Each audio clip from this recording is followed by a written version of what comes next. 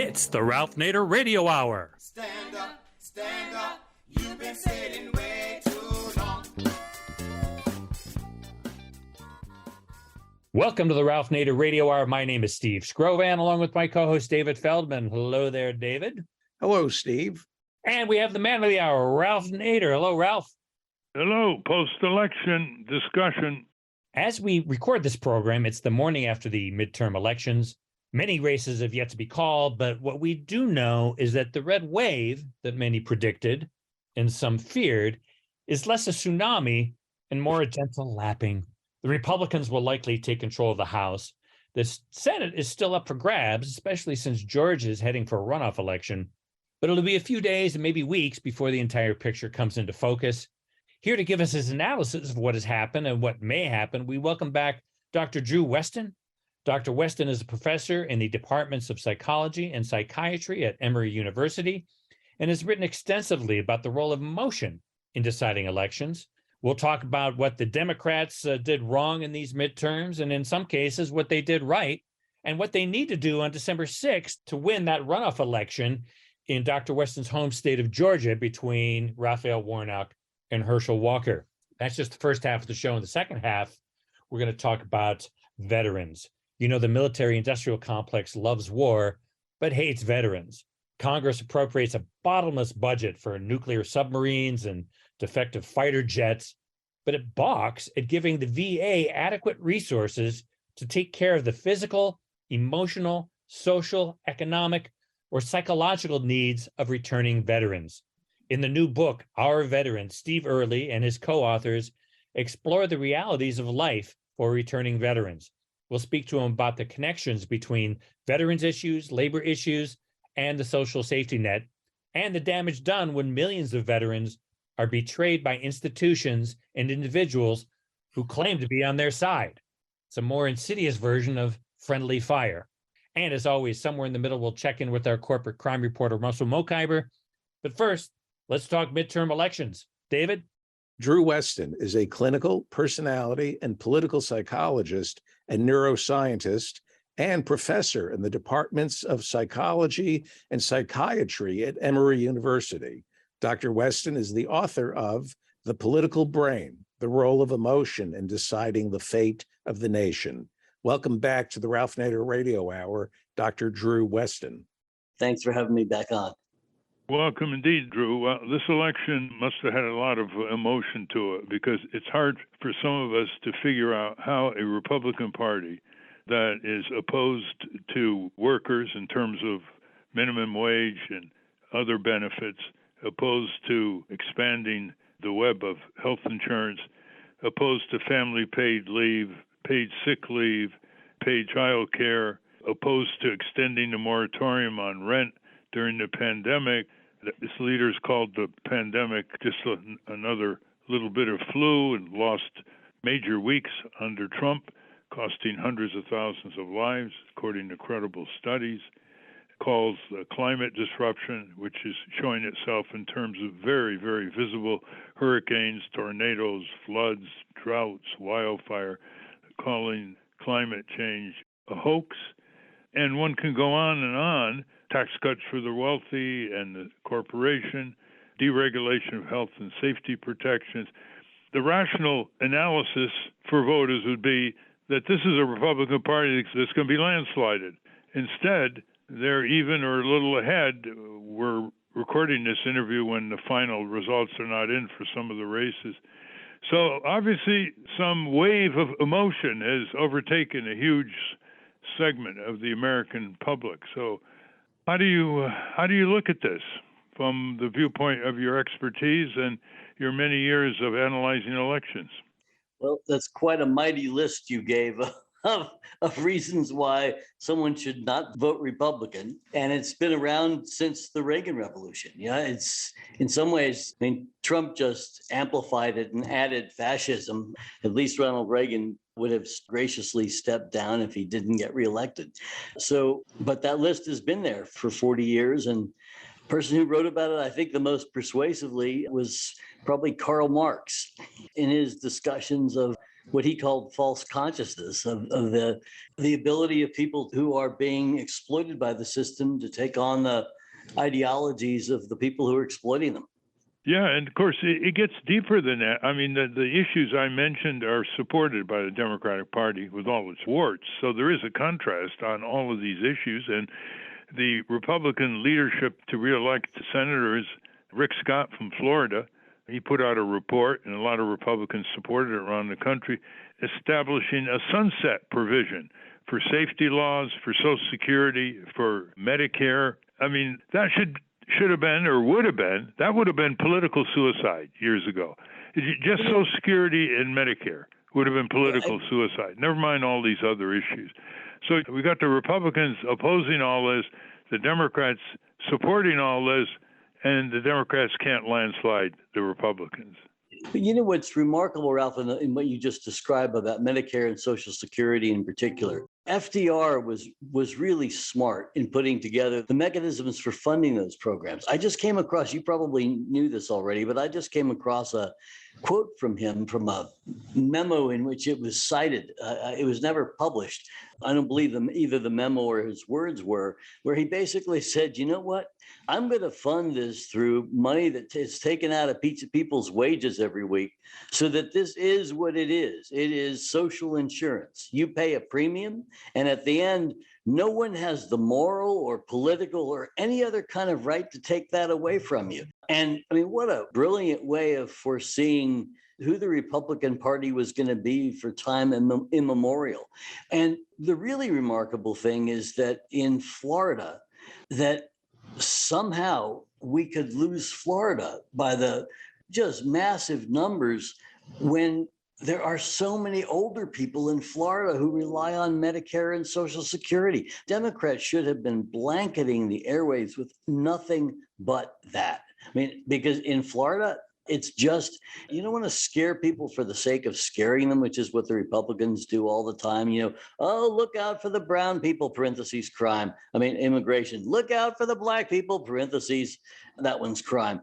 You know, so they scare in that way, but it is legitimate to get people really worried about the fact that Medicare could be sunsetted, and these people are trying to sunset it, you know, especially when the opposite should be going on. It should be, for example, that something the Democrats I've never seen champion, but it would be wildly popular if they championed having a COLA attached to the minimum wage, that, you know, the minimum wage just automatically goes up as the cost of living rises. I mean, that would be a way to ensure that the minimum wage stayed up and didn't wait 30 years to be updated. Well, the Democratic Party has failed tactically, strategically, linguistically, always. They've surrendered their judgment to these political media consultants who have many corporate clients and are conflicted, and who want to get their 15% from their TV ads, so they don't know a ground game from an air game. So yes. I think what the Democrats failed to do is to aggregate. I mean, you can talk about, well, you know, the Republicans stopped the extension of the $300 a month child tax credit, which went to 58 million children and cut child poverty by a third.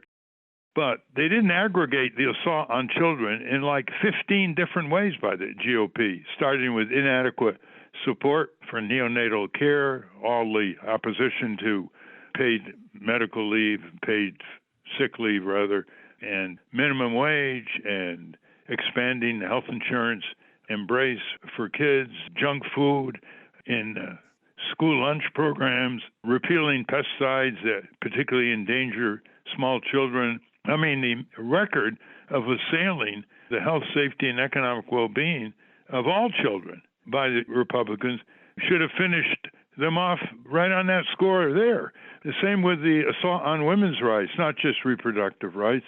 The GOP is against the equal pay, equal rights amendment. They haven't done anything on discrimination in the marketplace. So is it fair to say that this election was lost by the Democrats rather than won by the GOP? Well, let me first say something you'll rarely hear me say this is let's start with the positive thing that the Democrats did, which is the way voters process their economic circumstances and the way it weighs in on elections is they tend to blame whoever is in power for whatever they're feeling on a day-to-day basis economically. And they're not thinking about, you can tell them that inflation's actually higher elsewhere around the world. And Joe Biden's stimulus package did not cause worldwide inflation. I mean, you can tell them that, but that doesn't affect the fact that every time they reach for the gas pump, they're paying more for gas, or when they go to the grocery store, they're paying more for groceries. So normally within the first couple of years of a president's administration, he's usually picking up from where the last president left things, which is usually with a bad economy, and voters blame him on it. The problem, blame the new president for it. And that's why you see these midterm effects of, historic effects where the party in power usually gets killed. And this time the Democrats didn't get killed, which is, let's give them that first. But the flip side is, there are some ways to see to it that you don't get caught up in that. I mean, one of them, again, I go back to FDR because he was just brilliant. He used inoculation. He never referred to the Great Depression. He always called it Hoover's Depression. Hoover's Depression. Always Hoover's Depression. And the thing that was so intelligent about that was you create the association in people's mind with every time they feel like they are hurting, they remember who the hell did it to them, because otherwise they're going to stick it on you. And how it is that has escaped Democrats, that you have to do that from the start, that, this was Trump's unemployment. When 20 million of you lost your jobs, that was Trump's job loss. That was your job loss because of Donald Trump's mismanagement of the pandemic. You start there. And then, things like the crises that Republicans like to manufacture at the end when they're losing. Like this time it was crime and immigration, which came out of nowhere. Immigration would have been so easy to handle by simply saying, if President Biden had said, you know what? Presidents have been trying to deal with this immigration thing for Ronald Reagan finally said, you know what? There's 10 million people who came here without papers. You're all legal now because I can't get my own damn party to pass any legislation on this. So here's what we're going to do. You guys are trotting this stuff out like you always do when you're losing. So Chuck Schumer, you and Mitch McConnell, and Nancy Pelosi and Kevin McCarthy, the four of you, I want to see you sit down in a room for the next week. And I want you to come out with a damn immigration reform bill. And you can't leave that room until you do. And when you come out, if it's sensible and it's something I can sign, we'll be done with this problem. But what I'll bet will be that the Republicans in that room will not be willing to sign off on anything because they just don't want to do it, because it's just too good a political issue to be able to blame things on brown people. So, go out and do it, and then we'll have a conversation about immigration reform. And if you like, we can have that conversation in Martha's Vineyard. We could have it in New York City. We can have it right on the border, and I'll sign that bill into law right on the border by the Rio Grande. Well, Drew, you point out something. Trump names names. Then he garnishes them with pejorative nicknames. He's already started with DeSantis. But it was, Little Marco, Lying Ted Cruz, Crooked Hillary. And as long as the media trumpeted all of these things and even used the capital letters in his pejorative phrases, why haven't the Democrats given him taste of his own medicine? Why don't they say, oh, here you go again, Trump dump, with your nicknames or something like that? Because it took over a year for Biden to refer to Trump other than the other fella. He wouldn't even mention Trump, who handed him a terrible recession and a terrible pandemic situation. Yeah, it's one of those things where you can try to deal with something by not naming it, and the other side continues to brand, or you can go right after it and try to brand it yourself.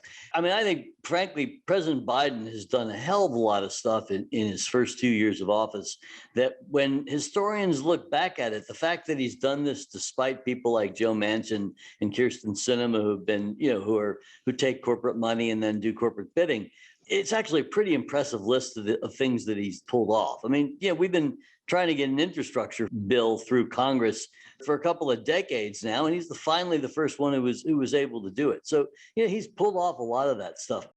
Well, let's talk about Georgia. You're in Emory University, and what looks like a runoff between Warnock and Walker he may well decide the Senate, because if the Republicans take the Senate seat in Nevada, then that's going to put the Democrats either at a 50-50 or 49-50.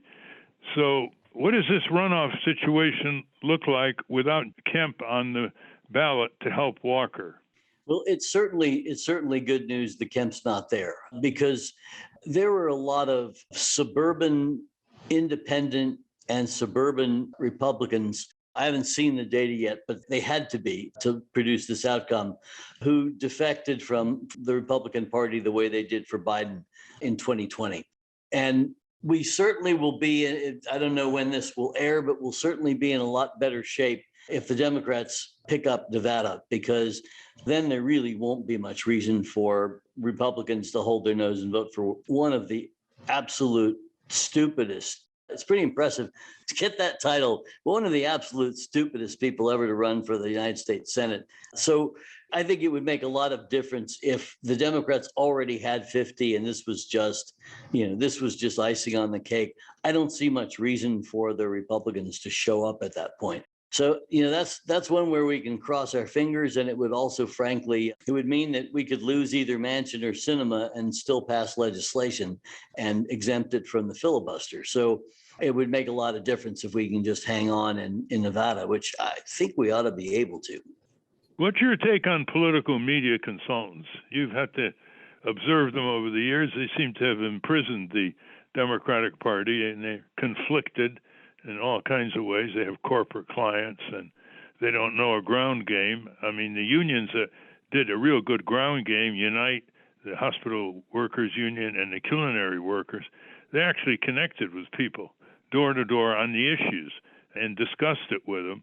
But the overall Democratic Party just, they're a television party too much, because the consultants get 15% of that, and they don't get a percentage of the ground game expenses. What's your take on that, Drew? You're absolutely right. The disincentives for them to do anything other than to advertise on television are enormous. And unfortunately, the larger the incentives to plug money into something that's incredibly expensive and decreasingly useful is not only bad for politics and just for winning elections, because we're not using an optimal ways of spending campaign dollars, but it also just continues to drive up the cost of campaigns, which drives up the importance of corporate money and the money from rich donors. And I mean, again, I'm not telling you anything you weren't talking about 50 years ago.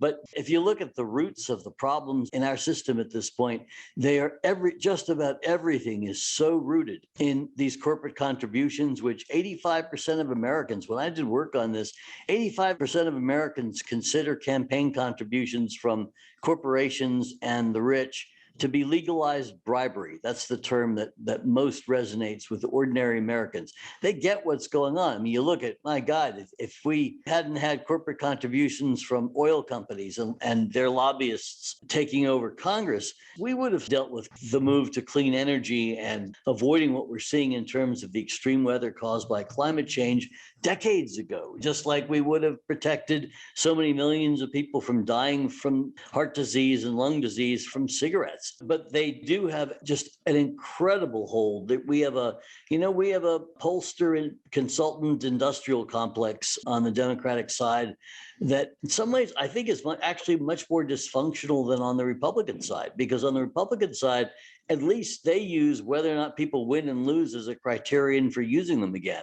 On our side, it's just, wow, look at this person's CV. Look at this resume. They've been doing this a long time. And it's like, well, yeah, that's kind of how we had Bob Shrum running something like 8 elections, all of which lost for Democrats, but he sure could get Ted Kennedy elected in Massachusetts.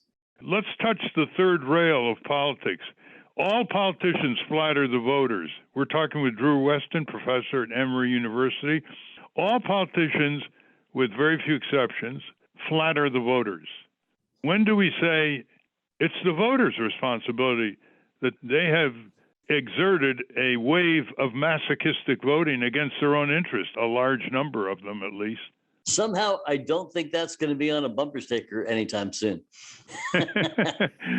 But we do have to face up to it, don't we? That the voters are often uninformed. They spend more time on their bridge game by far than on who's going to use their sovereign power in the Congress in so many damaging ways to the interests of their families and world peace and equity at home, etc.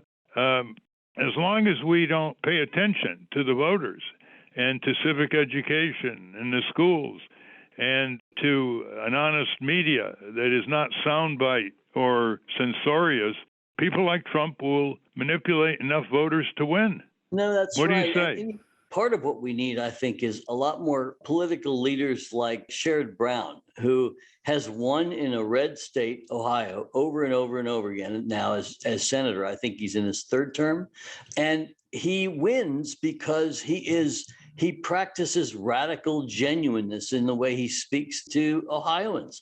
I mean, they know that he has their back, and he's a union guy. He talks about being a union guy. He talks about why unions make a difference and about what's happened to your job as unions have disappeared in Ohio.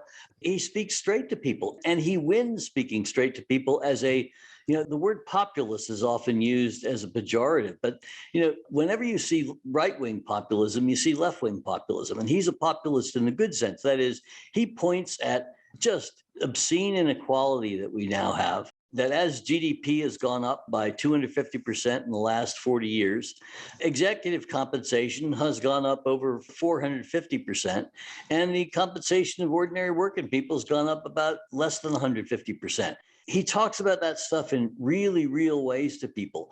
And, you contrast the outcome in his elections in Ohio with what Tim Ryan just did.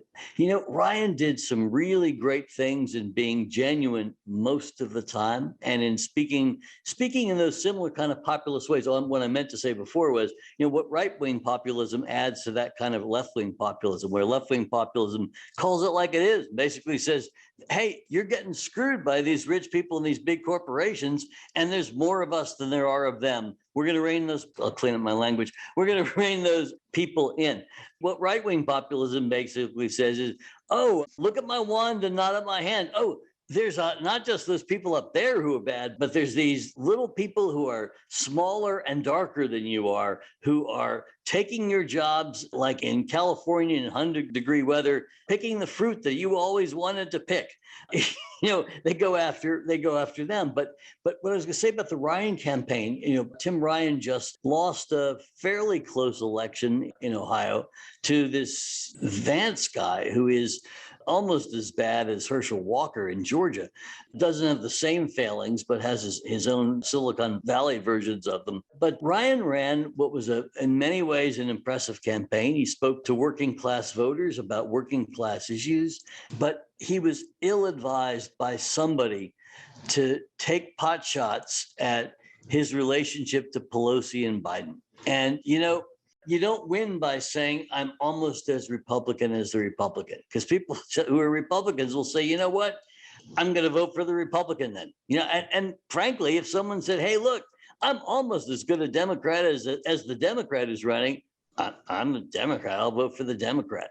So that strategy always loses. But Democrats have trouble figuring out that if you just speak honestly as a populist, you can win anywhere. You can win in the South that way, because people know when they're getting screwed, and they know when when somebody has their back, and they know when someone is speaking honestly to them. And frankly, honesty is usually the best policy in politics. It's just the last one that Drew, I leave you. Jim Hightower made that point in our winningamerica.net Zoom conference in July.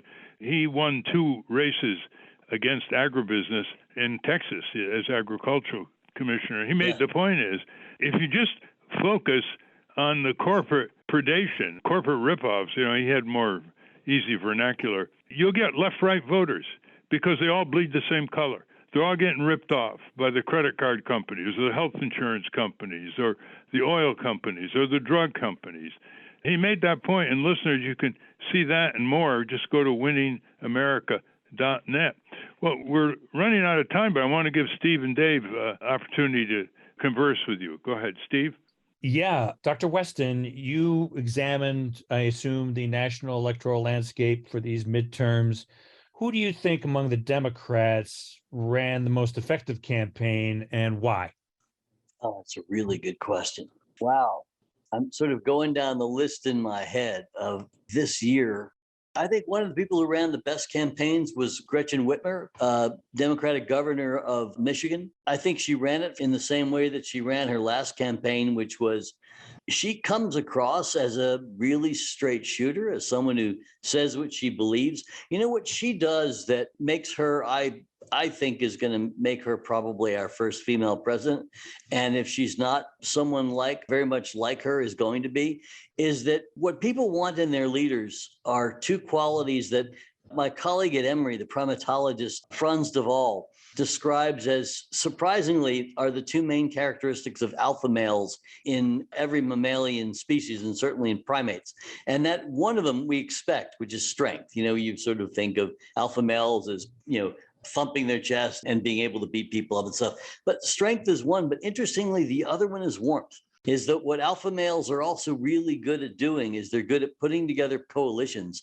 And when people are starting to fight within the in-group, they are really good at getting them to shake hands. In fact, on one of his books called Peacemaking in Primates, there's a wonderful picture of two gorillas shaking hands at the end of a fight, which just, it just blows your mind to see it. But what Whitmer does so well is, she exudes traditional femininity in the good way of sort of warmth, and you get the sense that she actually cares about people. She actually cares about doing right by the people she's representing, but she also does a really good job of speaking from a position of strength. She spoke about the attacks on abortion directly and well.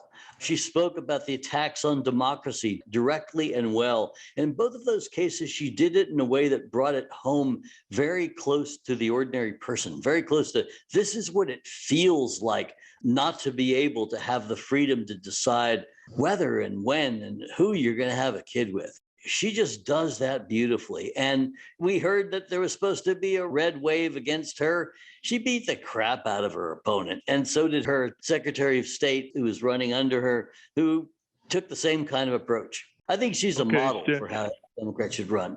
Okay, David? I have a psychological question.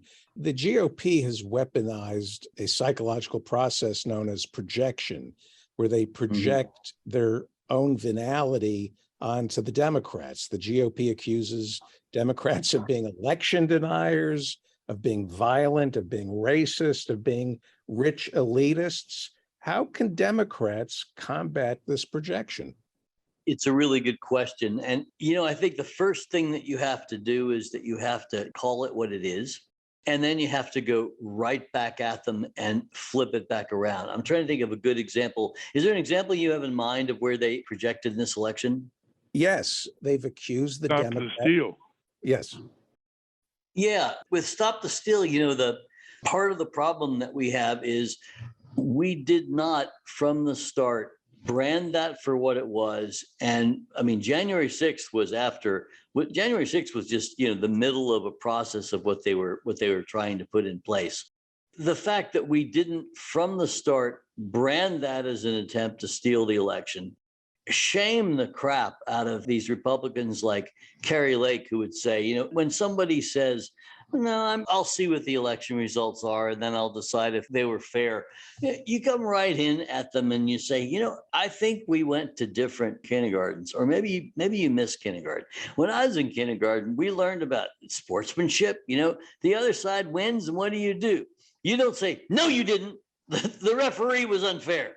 You might feel that way. You might feel you got a bad call, but you know what you do? You reach out your hand and you say, good game. And we'll have another game down the road. And, we should be talking about those Republicans in really shaming ways because they do respond to shame. Donald Trump responds to shame, and I suspect they would as well. You just simply say, wait a minute. Did you miss an entire week in kindergarten? Because we learned about that. And you don't seem to have, there's a term we call that. What was it? A sore loser. You just seem to be the party of sore losers. If you don't win, you just want to take your marbles and go home. Well, you know what? Go back to kindergarten. And when you get your certificate saying you finished, then you get to run again. Unfortunately, we're out of time. But Drew, do you have a website that people can get more information about what you and your colleagues are doing? Sure. It's www.westenstrategies.com. That's WESTEN strategies.com.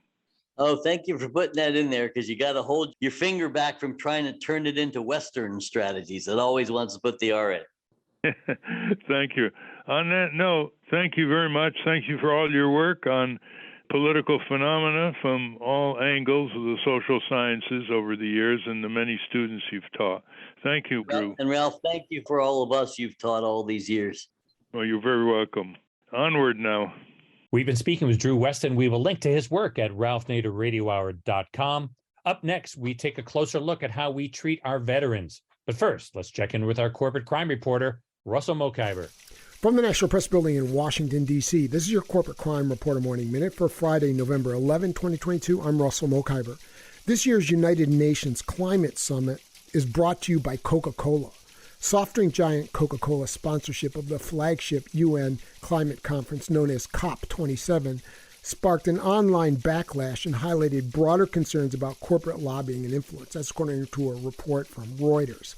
The COP27 negotiations aimed at limiting global temperature increases are set to kick off next month in the Red Sea resort town of Sharm el-Sheikh. The Egyptian organizers cited Coca-Cola's efforts to reduce greenhouse gas emissions and key focus on climate when they announced the sponsorship deal in September, which triggered immediate outrage on social media. Activists slammed the company for its outsized role contributing to plastic pollution and pointed to the deal as an example of corporate greenwashing. For the Corporate Crime Reporter, I'm Russell Mokhiber.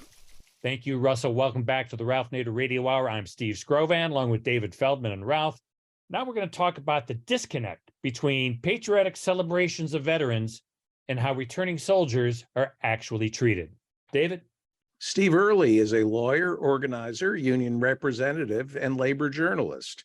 He is the author of Refinery Town, Big Oil, Big Money, and the Remaking of an American City, and co-author with Suzanne Gordon and Jasper Craven of Our Veterans, Winners, Losers, Friends, and Enemies on the New Terrain of Veterans Affairs.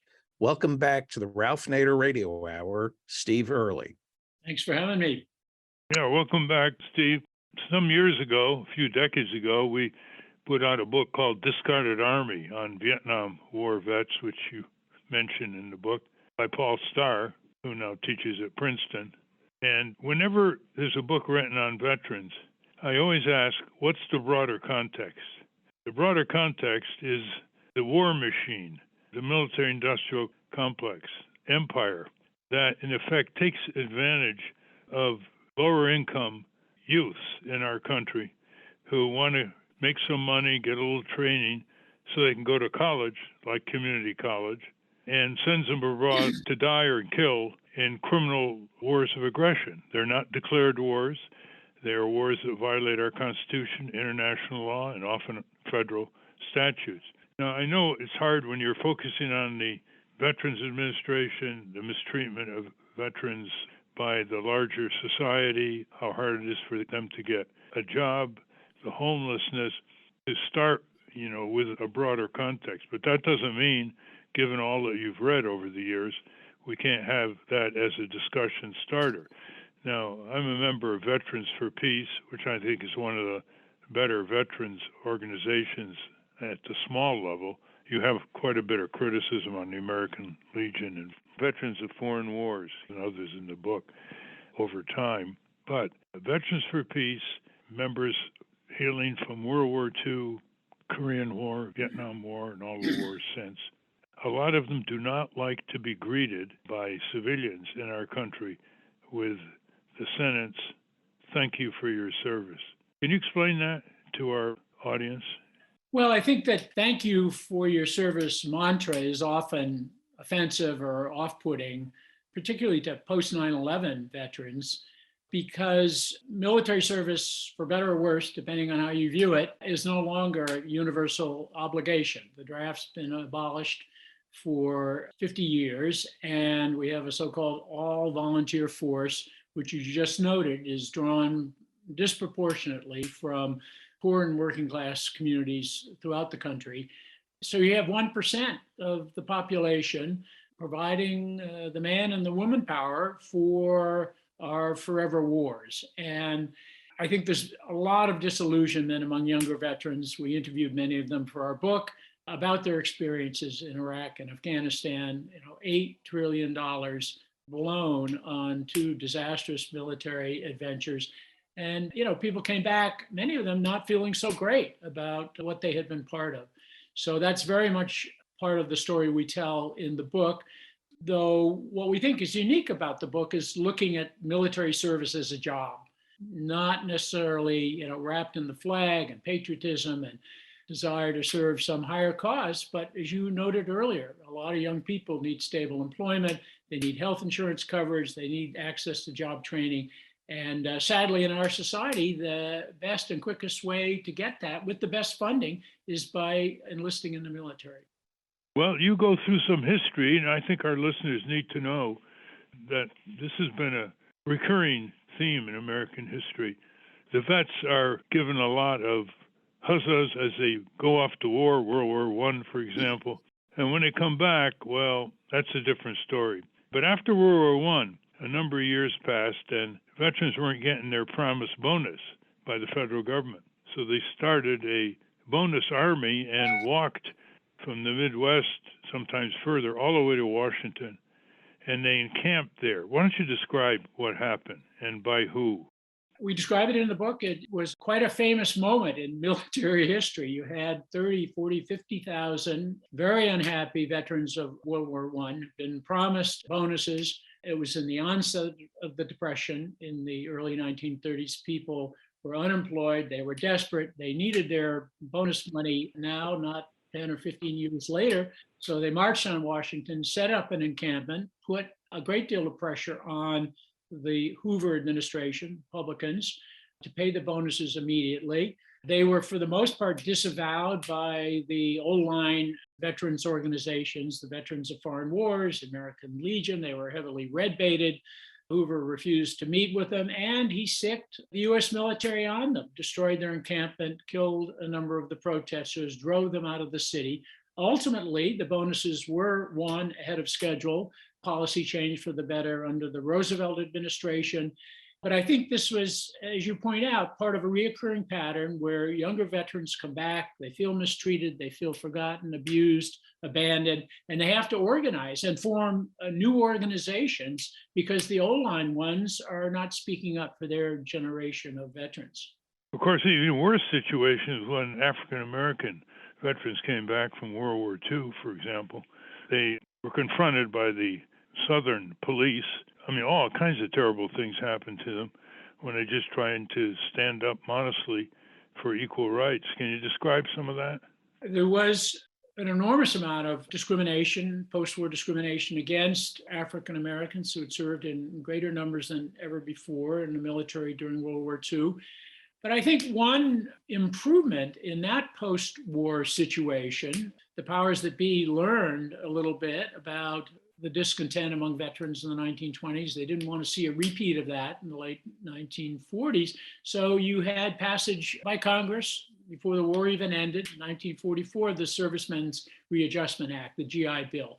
And that provided a year's worth of unemployment benefits and access to higher education for both Black and white veterans, and really was a great emancipatory piece of legislation, which, many years later is now being held up as a model for what should be free higher education for all, but certainly benefited 10 to 15 million returning World War II veterans, even though those in the South who were Black faced a lot of local discrimination, harassment, and actual violence directed against them. But the federal intervention on behalf of veterans was much better after World War II than World War I.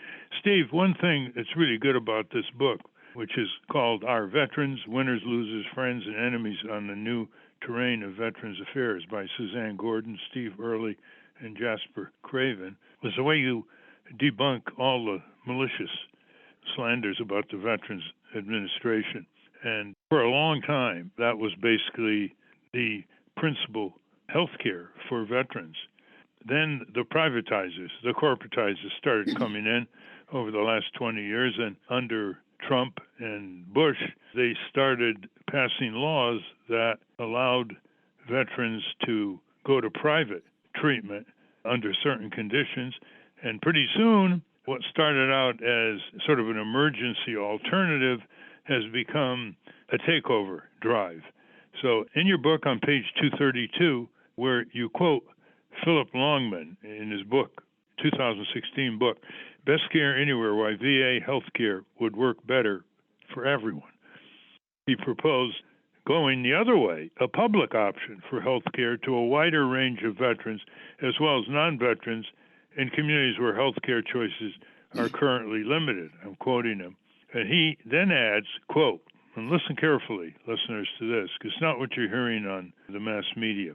Quote, the VA model of care continues to outperform the rest of the U.S. healthcare system based on key metrics, including patient safety, wait times, cost effectiveness, avoidance of racial disparities, and adherence to evidence-based protocols of care. Rather than shuttering underutilized VA facilities, we should be opening them up to as many Americans as possible, end quote. Now, that was written in 2016 before the Trump regime started shredding the VA, attacking it in public, taking examples as if they were representative rather than episodic of VA neglect or miscue.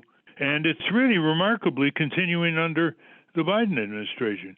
So can you give our listeners a little history of how the VA was founded, what its budget is? It's a cabinet-level federal agency, and the current push to privatize or corporatize. Certainly, yeah. The Department of Veterans Affairs is the third largest federal agency, budget-wise, workforce-wise. About a third of that budget, $100 billion a year, goes to the Veterans Health Administration, which operates a nationwide network of hospitals and clinics, currently serving, unfortunately, only about half of all veterans, 9 million rather than the 19 million that we have in the US. But it's a great system. It's an island of socialized medicine in a sea of for-profit healthcare, modeled very much like the UK health service. All the doctors and nurses and other caregivers are salaried. There's no fee-for-service involved. It's not an insurance system. They're providing direct care, and they're doing it in an integrated fashion, holistic fashion, as part of the largest public healthcare system in the country.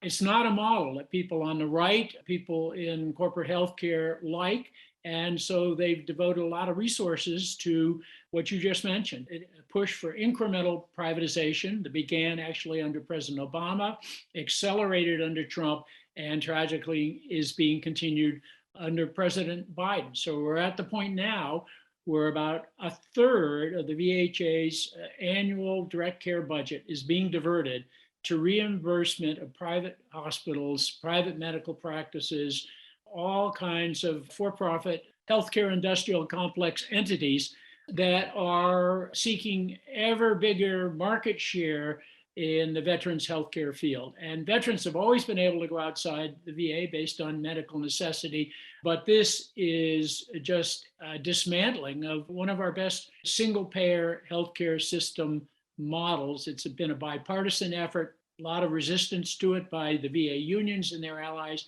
and some vets groups like Veterans for Peace, but it's an ongoing struggle and one that we write about a lot in the book. And very parallel to the trajectory of Medicare Advantage plans undermining and weakening traditional Medicare.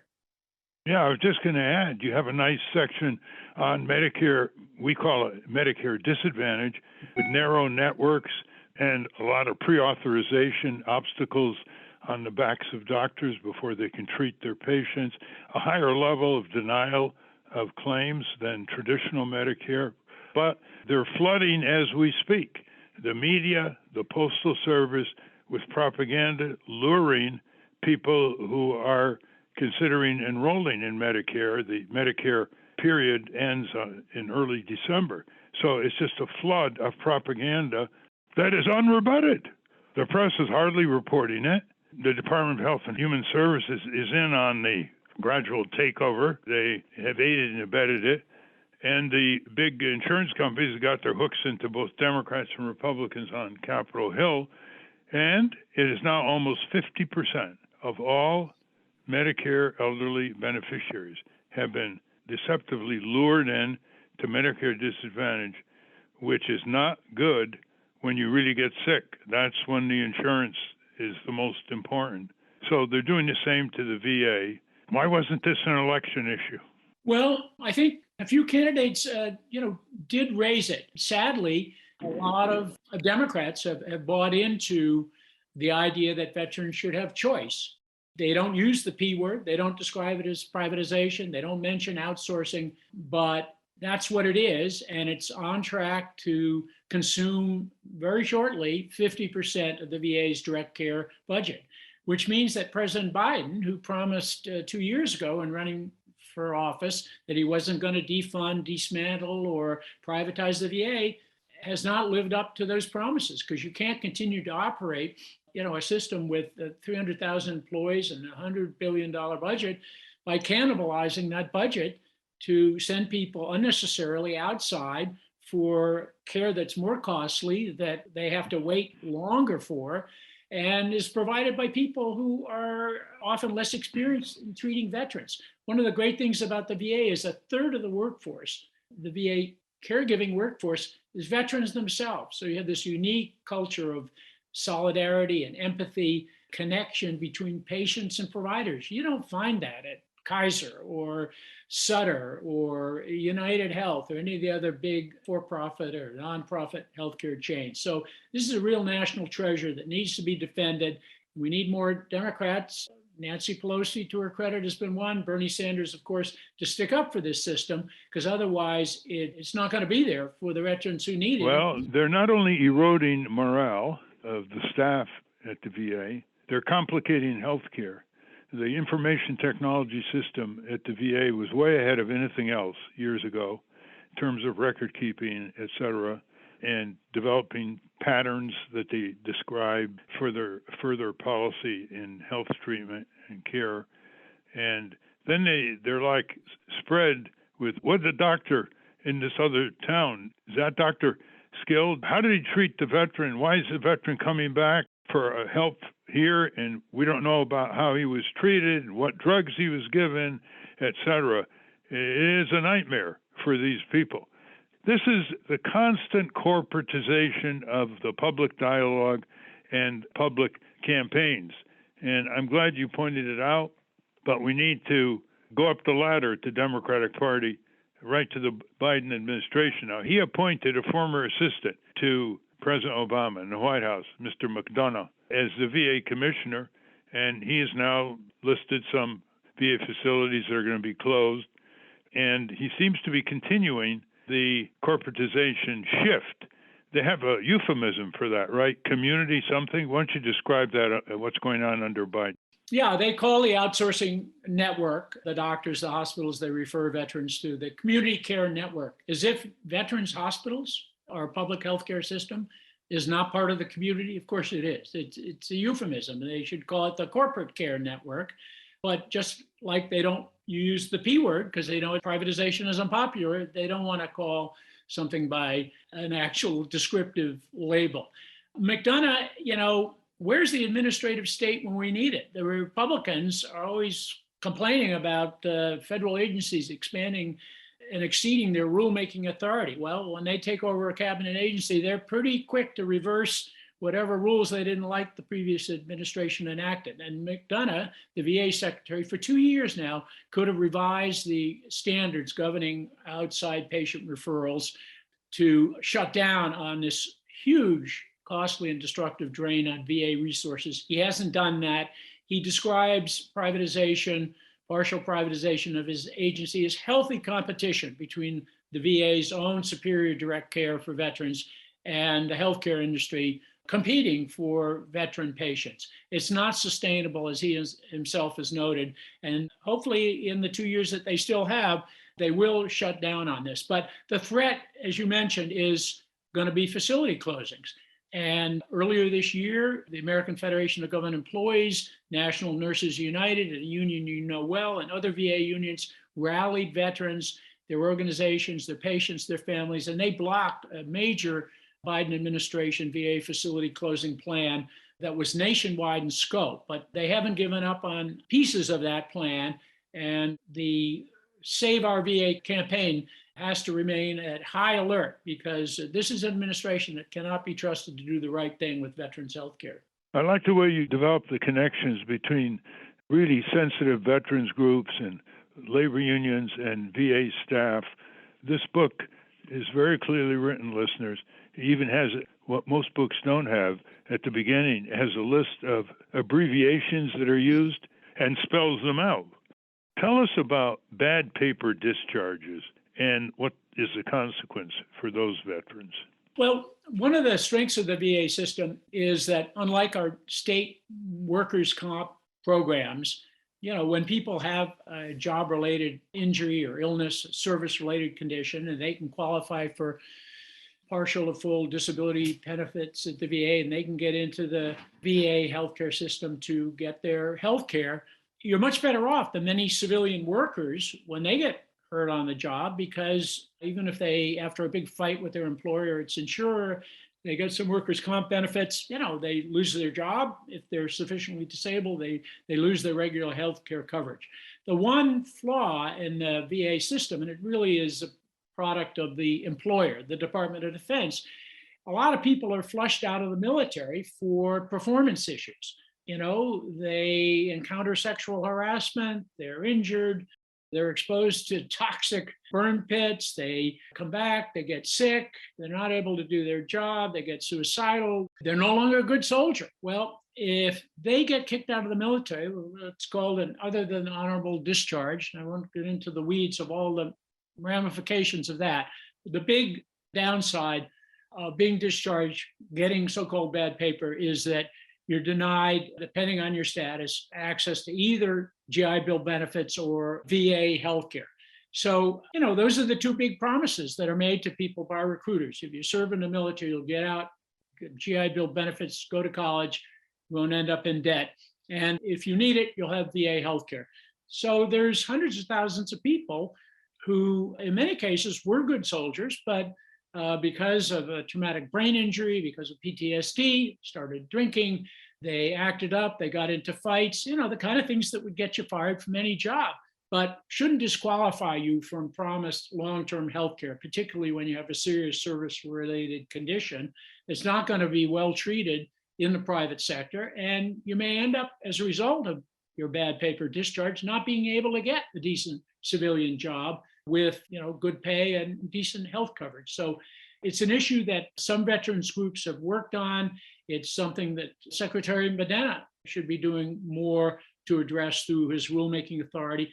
And ultimately, responsibility lays at the door of a very bad, callous, reckless employer, the Department of Defense, which casts people aside when they're no longer usable, like a piece of old rusty equipment. Well, we've heard a lot of descriptions of that phenomena you just alluded to. You spend some time in the book on the American Legion, Veterans of Foreign Wars, and you compare them with smaller, more progressive veterans groups like Veterans for Peace that I mentioned earlier. What's with the American Legion and VFW? It seems like they've never met a war they didn't like. They've never met a military budget they didn't want to expand. And their sense of patriotism is quite distant from any sense of waging peace. What's your description of them? I think that's an accurate description, thumbnail sketch of the two of the oldest veterans organizations.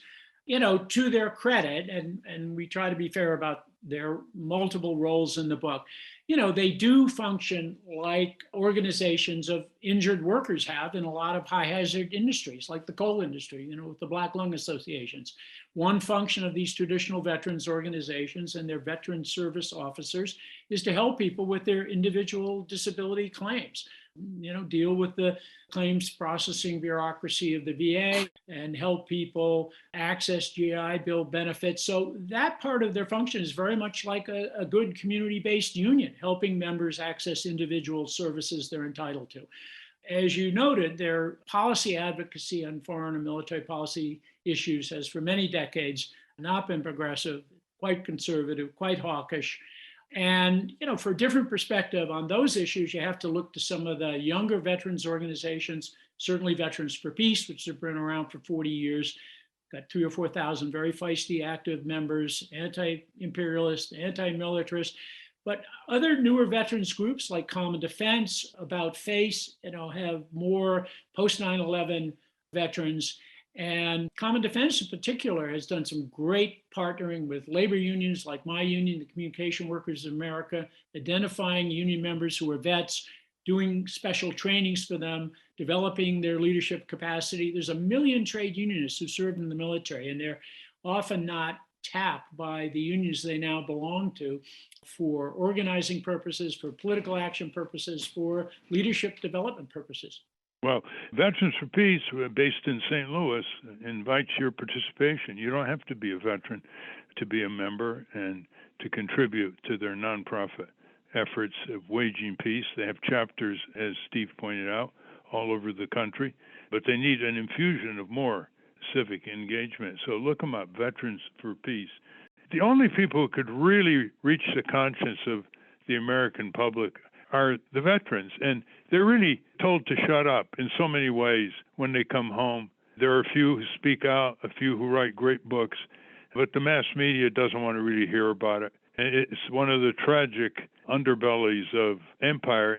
Well, we're out of time. Steve Early, one of the co-authors of Our Veterans, Winners, Losers, Friends, and Enemies on the New Terrain of Veterans Affairs, published by Duke University Press. And how would people reach you if they wanted to find out more? We have a great website created by a Veterans for Peace member, Jeff Pattison, in the Bay Area. It's ourvetsbook.com. The book can be ordered directly from Duke University Press by Googling Duke University Press and Our Veterans. Thank you very much, Steve. I hope that more people will pay attention to the book and you get more media. Thanks so much, Ralph. We've been speaking with Steve Early. We will link to his book, Our Veterans, at ralphnaderradiohour.com. I want to thank our guests again, Drew Westen and Steve Early. For those of you listening on the radio, that's our show. For you podcast listeners, stay tuned for some bonus material we call The Wrap-Up. A transcript of this program will appear on the Ralph Nader Radio Hour website soon after the episode is posted. Subscribe to us on our Ralph Nader Radio Hour YouTube channel. And for Ralph's weekly column, it's free. Go to nader.org. For more from Russell Mokhiber, go to corporatecrimereporter.com. Join us next week on the Ralph Nader Radio Hour. Thank you, Ralph. Thank you, everybody. Until folks like you and me just stand up. Well, you've been sitting way too long. Oh, step up.